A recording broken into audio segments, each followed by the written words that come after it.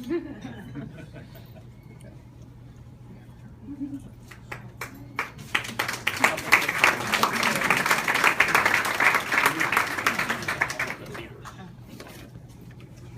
you.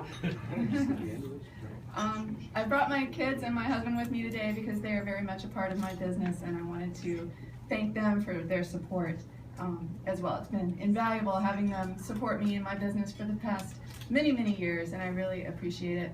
And my SCORE counselors, Mike Adele and Sue Silk, have been my team members for several years now and have been invaluable. You're the best SCORE counselors ever. And I've learned a lot from them. I've also learned a lot about running a business through what some people might consider a rather unusual source, which is mythology.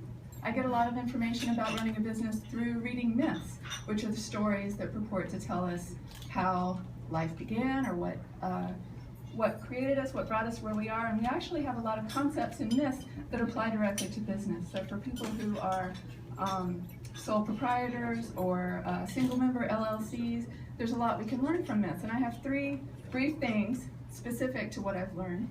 One is cycles. Everybody here on the Cape especially knows about cycles with the weather. Our businesses are very seasonal. My business in particular, I make most of my money the 3 months of the summer, as many of us do, and then the rest of the year. It's tricky to figure out how your income is going to be provided. Myths are full of cycles. Things repeat over and over in stories, and it's important to own these cycles and create our own rhythms in business so that we can be successful. And the second concept I get from mythology to run my business is mentorship. And Greek myths in particular are full of heroes who have succeeded only because they had help from someone else. There's the myth of Demeter and Persephone. Persephone goes to the underworld. She returns only because she has help, either from Hermes or Hecate, depending on the version. Theseus is a Greek myth. He goes into the labyrinth and he kills the Minotaur, but he can't make it out of the labyrinth unless he has guidance from Ariadne, who gives him the skein of thread that he unravels to make his way back out. Even in fairy tales, we see the value of mentorship. There's a Russian story of Vasilisa, who goes into the forest and meets Baba Yaga, and she only makes it out because she has the magic doll in her pocket. Pinocchio, he has his guide, Jiminy Cricket, on his shoulder. So mentorship is a key idea.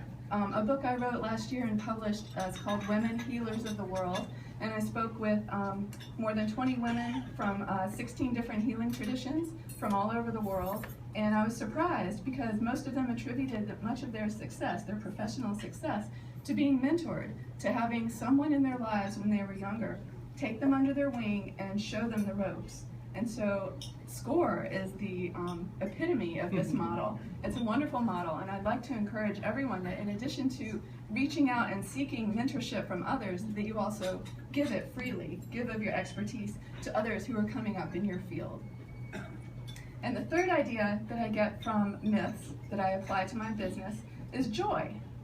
The mythologist Joseph Campbell said, "Follow your bliss." It's important to reach into your heart and do what in your business makes you happy, and to also make other people happy. And it's also important to remember and not make the mistake that satisfaction is not the same as happiness. That satisfaction is a mental concept. Happiness comes from the heart. So you can have a client or a customer who is satisfied, but not necessarily happy.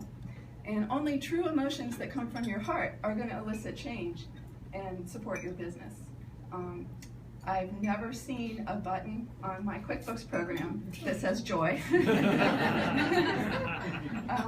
can't run a report for it. You can't say, oh, let me check my bliss levels today.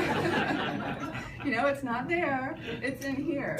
And it's something that really has to come from within. And I think if you make joy your guiding principle, then both your personal life and your business will thrive. Thank you. Thank you, Mike. And thank you, Sue. Thank you, Sue.